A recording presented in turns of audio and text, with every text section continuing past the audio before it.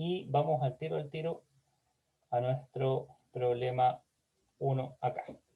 Bien, entonces yo les explicaba a ustedes al comienzo que este ejercicio era bien interesante desde el punto de vista conceptual para tratar de entender un poco mejor cómo funciona este tema de los sistemas de referencia no inerciales, ¿cierto? ¿Qué es lo que ocurre cuando estamos en un sistema acelerado? Y para poder entender esto, hay un concepto que es muy probable que ustedes lo hayan escuchado alguna vez, el de las fuerzas G, que cuando, no sé, va un piloto de combate, por ejemplo, se dice que está sometido a fuerzas G muy grandes, o también pasa con estos pilotos como el Escuadrón Halcones, por ejemplo, que hacen acrobacias. ¿Qué es lo que ocurre ahí? ¿A qué se refiere con las fuerzas G? Se refiere a un aumento en la sensación de aumento de la fuerza de gravedad que viene por el hecho de estar en un sistema acelerado. Por ejemplo, cuando un avión acelera o produce un cambio brusco de dirección, como lo que hacen estos aviones de acrobacia, se generan fuerzas G muy grandes. ¿Por qué? Porque es un sistema no inercial. Lo mismo ocurre en una montaña rusa, cuando ustedes suben o bajan una montaña rusa o cuando el carro dobla y dobla muy brusco, las fuerzas G que se sienten muy grandes. Por eso uno como que literalmente uno siente esos efectos en el cuerpo. En la cara también se nota, en los rostros se nota cómo se desfigura la cara cuando ocurre eso. Acá en el ascensor ocurre algo parecido, menos notorio quizás porque las aceleraciones de los ascensores no son tan grandes, se diseñan para que no sean tan bruscas, pero sí se va a notar un cambio, una fuerza G adicional entonces acá. Entonces, como para poder entender esto, simplemente utilizamos las leyes de Newton. Dibujamos nuestro diagrama de cuerpo libre acá para lo que está sintiendo la balanza y vemos que están actuando dos fuerzas sobre la balanza. La primera es el peso de la persona que está acá arriba de la balanza y la segunda fuerza es la normal, que es la reacción de la balanza al peso de la persona que está parada sobre ella. Y aparte estamos suponiendo que la aceleración de nuestro sensor va hacia arriba. Entonces, en función de esas fuerzas, nosotros podemos plantear las tres leyes de Newton. Así que tenemos que la segunda ley en particular. La segunda ley nos dice que la suma de fuerzas en el eje Y es masa por aceleración. Entonces tenemos normal positiva menos el peso negativo es igual a masa por aceleración, acá. Entonces el peso puede pasar al otro lado sumando, ¿cierto? Positivo. Y reemplazo los números. Normal menos el peso es menos 9,81 metros por segundo al cuadrado por los 80 kilogramos. Y masa por aceleración es 80 por 1,2. Entonces, 80 por 1,2 es 96, 9,81 por 80 es 785, y la suma de estos dos números me da 881 newton. Esa es la normal que registra la balanza, por lo tanto es el numerito que me va a mostrar. La balanza me va a mostrar 881 newton. Pero Profe, ¿qué es lo...? entonces No, la dime. fuerza normal sería el peso. En todo momento sería el peso la fuerza normal. No, el peso de la persona vale, y eso es lo que iba a explicar ahora, 785 newton. Ah, ya. Cuando tú estás en reposo, o en un sistema no acelerado, en un sistema inercial, la normal usualmente es igual al peso, que nosotros lo habíamos visto muchas veces en clase. Pero ¿qué es lo que pasa? La balanza, lo que está sintiendo en realidad es la normal, no es el peso real de la persona. El peso real de la persona sigue siendo 785 newton en este caso, M por G. Pero la normal, por el hecho que el ascensor está acelerando hacia arriba, es más fuerte, es más grande. Entonces, el peso aparente, eso es lo que correspondería llamarlo ahí, el peso aparente de la persona medido por la balanza es más alto. Y esos son los 881 newton que nos da el resultado. Entonces ahí uno puede decir que la persona está sintiendo una fuerza G mayor de la normal.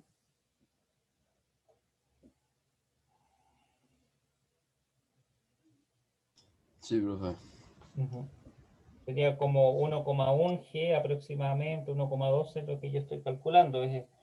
dividir 881 por 785, y eso me da el efecto de la fuerza G ahí que está actuando sobre la persona. Entonces, mientras más grande la aceleración hacia arriba, más grande va a ser la normal que me va a marcar la balanza. Y al revés, si ahora el ascensor estuviera bajando, va a ser más chico, es como de sentido común, va a ser menor el peso, es decir, la persona se va a sentir más liviana. Y eso es una sensación que uno nota cuando uno se sube en un ascensor. Cuando el ascensor sube, uno siente como que todo se le va para abajo, literalmente. Como que uno siente que el estómago se le baja. Esa es la sensación de uno.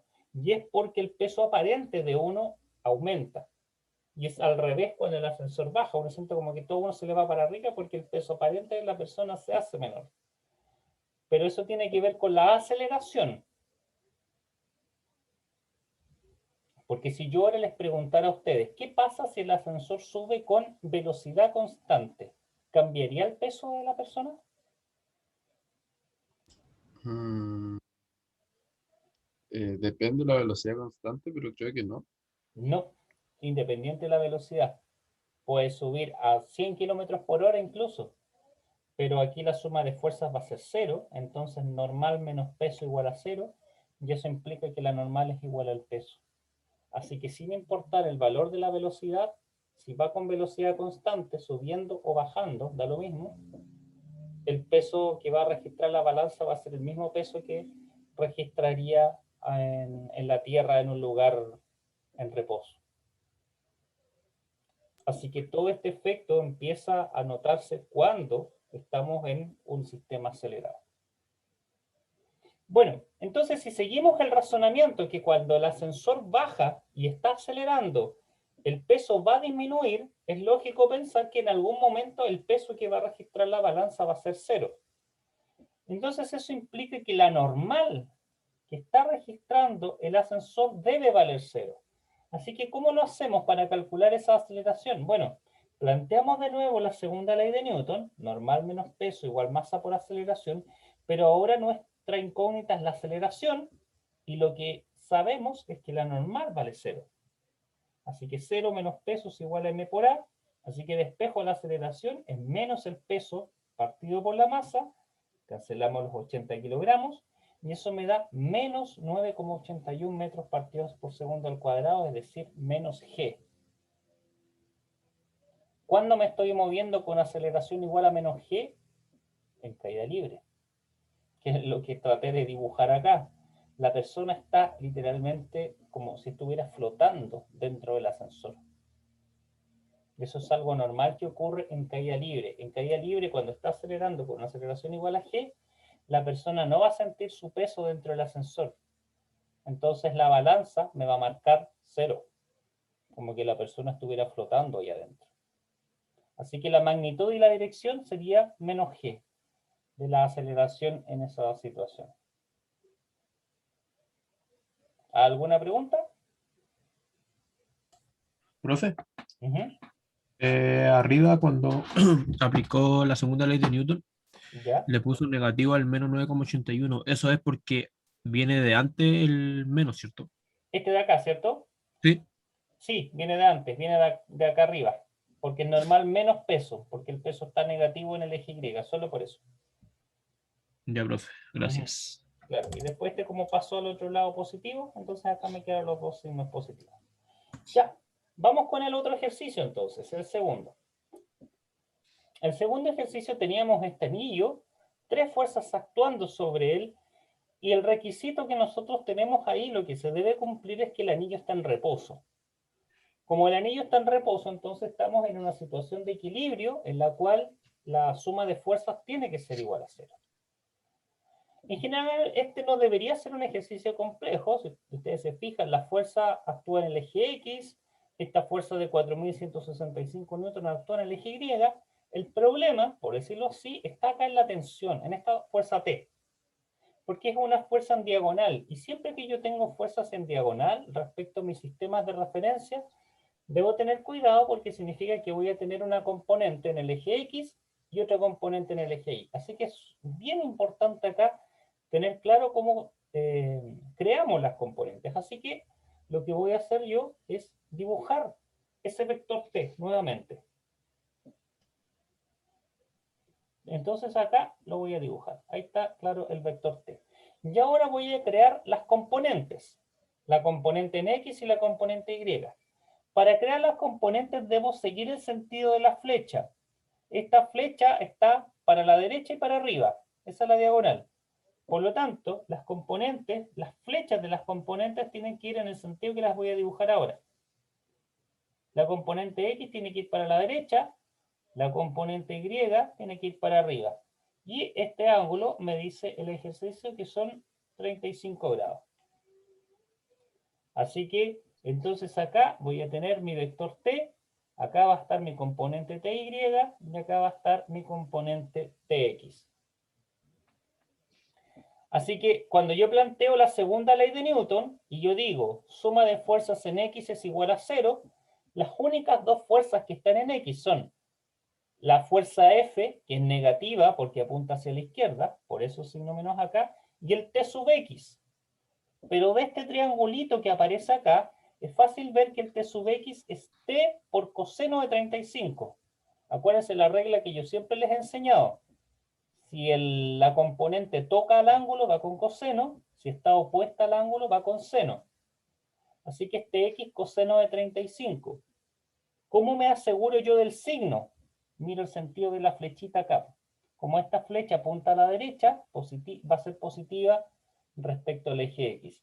Así que va a ser T coseno de 35 grados menos la fuerza F igual a 0. Y esa es mi primera ecuación. Hago lo mismo ahora con el eje Y. La suma de fuerzas en el eje Y son 0. ¿Cuáles son las únicas dos fuerzas actuando en el eje Y?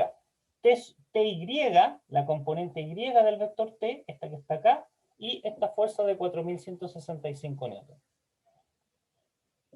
TY es positiva, apunta para arriba, y es T por seno de 35, porque es un cateto opuesto. Así que es T seno de 35 grados menos los 4165 newton, simplemente porque esto está apuntando hacia abajo en el eje Y. Así que ahí ustedes tienen las dos ecuaciones. Este es un sistema de dos ecuaciones con dos incógnitas, T y F. El ejercicio me pide calcular F, pero para encontrar F tengo primero que encontrar T. ¿Cómo encuentro T? Bueno, de la segunda sale al tiro, ¿se fijan? Porque conozco todo menos la T. Así que puedo despejar T fácilmente de esta ecuación 2. Eso es lo que voy a hacer acá. Va a ser 4165 newton partido por seno de 35 grados. Y eso es 7261 newton. Usé 4 cifras significativas porque el 4165 tiene 4. Así que fui consistente ahí y utilicé 4 cifras significativas. Así que estos son 7261 newton. Y ahora, con este resultado, yo voy y lo reemplazo en la ecuación 1 y me va a quedar que la fuerza F es simplemente T coseno de 35 grados, es despejar de acá nomás. ¿Sí? Disculpe, profe. Sí, profe. Ah, ya no hay problema. Entonces, la fuerza F va a ser T por coseno de 35 grados, así que son 7261 newton coseno de 35 y esos son 5948 newton. Así que esa vendría a ser la respuesta final del ejercicio. Si se dan cuenta, era un ejercicio bastante corto, súper simple, pero había que tener cuidado con esto. Cada vez entonces que nosotros tenemos una fuerza que está en diagonal, debemos ser cuidadosos con la forma en que planteamos las componentes respecto al ángulo que forma. ¿Alguna pregunta? Sí, profe, yo. Uh-huh. Entonces, TI es igual a 4165 newton. ¿TI? Así como, ¿sí? ¿O Eh, no podría decirse eso? Así como simplemente efectivamente, sí. observando el... Ah, ya. Sí, de hecho acá se ve clarito. Porque si tú ves, esta ecuación de arriba es lo mismo que decir TI menos 4165 es igual a 0. Entonces, efectivamente, TI vale eso. Y Ah, ya. TX vale 5.948 newton. Gracias, profe. Ujú. Ya me quedó claro. Porque lo que tienes ahí es eso, Tx menos F igual a 0. Bien, vamos con el último ejercicio. En el último ejercicio tenemos entonces este sistema que también está en equilibrio, esta masa en equilibrio colgada de estas tres cuerdas. Y lo que tenemos que hacer acá, como siempre, es plantear los diagramas de cuerpo libre. Solo debemos tener el cuidado que son dos diagramas acá. Un diagrama para la masa que está colgando, que es este de acá, y otro diagrama para todas las cuerdas. Fíjense ustedes que yo definí dos sistemas de referencia, de coordenadas. Eso a ustedes les muestra que los diagramas de cuerpo libre tienen una ventaja, y es que el sistema de referencia de uno y otro diagrama no necesariamente tiene que ser el mismo. Eso es súper bueno. Son totalmente independientes entre sí. Cuando trabajemos con plano inclinado la próxima clase, se va a notar aún más. Entonces, este eje X, Y no necesariamente tiene que ser igual a este. Pueden ser distintos, ¿ya? Para que tengan claro eso. Bueno, el diagrama de cuerpo libre de la masa M es facilito porque solo hay dos fuerzas, el peso hacia abajo y la tensión 2 hacia arriba. Y para el diagrama de las tensiones, debemos recordar ciertas cosas que yo les enseñé en clases.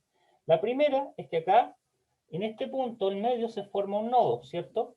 Donde se unen las cuerdas. Yo les decía a ustedes el lunes que todas las flechas de las tensiones salen de los nodos, es decir, está acá y salen de acá. ¿Se fijan?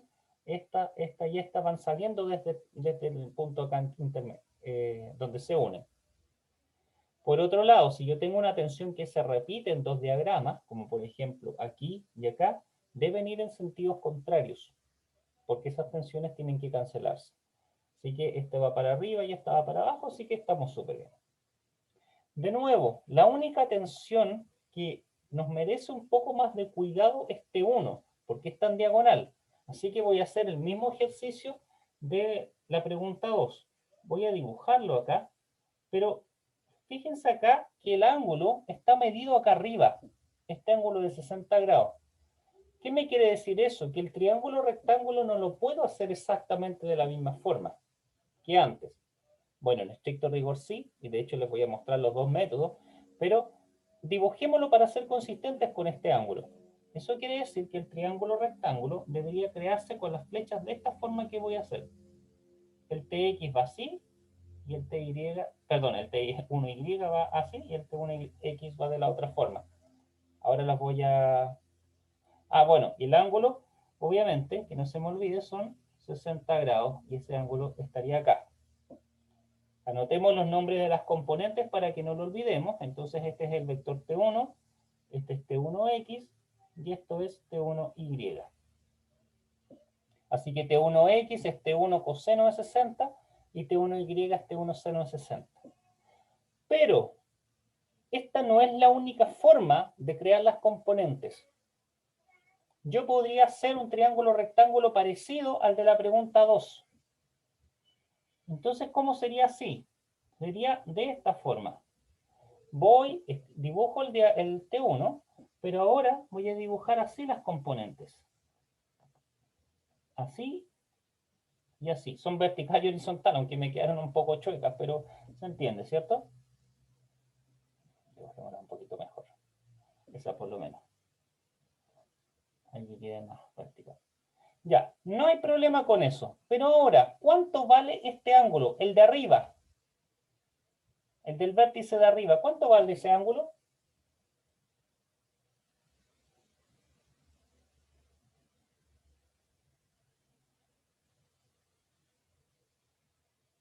¿Vale 60 o no? ¿60 grados? Uy, No, ya no vale 60. Porque si ustedes se a ver, fijan, no. entonces sería este de acá, pues, el complemento. Por lo tanto, este ángulo debería valer 120. 30 grados, ¿no? El complemento. Sí, Ah, 30 grados. ¿Se fijan que si yo junto este con este me formarían un rectángulo? Entonces ahí me hacen un ángulo recto. Así que si este de arriba vale 60, este de acá tiene que valer 30. Entonces aquí escribiría el vector T1, esta sería T1Y, y esto sería T1X. ¿Cuál es la gracia? Es que lo hagan de esta forma o de la forma de acá, les va a dar el mismo resultado numérico. Probemos. T1X va a ser T1 seno de 30, porque está opuesto. Pero como ustedes saben de trigonometría, seno de 30 es lo mismo que coseno de 60. Así que efectivamente, este T1X sacado con el triángulo así, va a ser igual que el T1X sacado con el triángulo de acá. La única precaución que deben tener es esta. Ahora, obviamente, mi sugerencia o consejo para ustedes es trabajen con el ángulo que les muestra el ejercicio para no confundirse. Pero ojo que entonces el ángulo hay que hacer, o sea, el triángulo hay que crearlo de esta forma, ¿ya? Y eso es lo que yo utilicé para mis ecuaciones de segunda ley de Newton. Así que planteemos ahora las ecuaciones. Perdón. La masa M es fácil. Suma de fuerzas en Y es 0. Está todo esto en reposo. Así que extensión 2 positiva menos el peso igual a 0. Nada más que hacer ahí. Lo dejamos así nomás. Veamos ahora las ecuaciones de Newton para las cuerdas. Suma de fuerzas en el eje X igual a 0. Y en el eje X, ¿qué tengo? Voy a tener menos los 30 newton más, recuerden que aquí si quieren lo puedo escribir arriba para que se note mejor, entonces eso sería menos 30 newton más T1X igual a 0. Y T1X, ya vimos de la figura, que es T1 por coseno de 60 grados. Esa es mi ecuación 2. Lo mismo hago con la suma de fuerzas en el eje Y. Voy a tener T1Y menos T2 igual a 0, ¿cierto? T1Y es positivo porque apunta hacia arriba el vector, acá, acá. Y este 1Y es T1 seno de 60. Así que es T1 seno de 60 menos T2 igual a 0. Así que tengo acá mis ecuaciones 1, 2 y 3. Un sistema de 3 ecuaciones con 3 incógnitas. Las incógnitas son T1, T2 y M. De nuevo tenemos suerte con este sistema, porque si ustedes se fijan, la ecuación 2 se resuelve al tiro. No hay que hacer sustitución, igualación, nada. Está lista la ecuación 2, porque tiene solo una incógnita. Así que hacemos eso. Bueno, primero despejamos T2 de la ecuación 1, pero eso es trivial. Y en la ecuación 2 despejamos T1. T1 es simplemente, miren acá, perdón, acá, va a ser 30 newton partido por coseno de 60 grados. Coseno de 60 grados es un medio, así que es 60 newton exactos, la tensión 1. Después voy, reemplazo este resultado en la ecuación 3, en esta de abajo, y despejo el T2. T2 va a ser T1 seno de 60, y esto lo estoy trabajando con dos cifras significativas. ¿Por qué dirán ustedes? Porque todo acá tiene dos cifras significativas, solo por eso, pero lo podían haber hecho con 3 iguales, ahí no me complico. No me hubiese complicado en este caso en particular. Pero para ser consistente lo dejé con 2, así que T2 va a ser T1 seno de 60 grados y esto es 52 newton. Y para encontrar finalmente el valor de la masa, sustituyo T2 en la ecuación 1, en esta de acá, porque T2 es M por G, así que el M es simplemente T2 partido por G. T2 partido en G, 52 partido en 9,8, y eso de nuevo con dos cifras significativas es 5,3 kilogramos. Y ahí tenemos entonces los tres valores que nos pedía este ejercicio. Voy a tener mi grabación acá.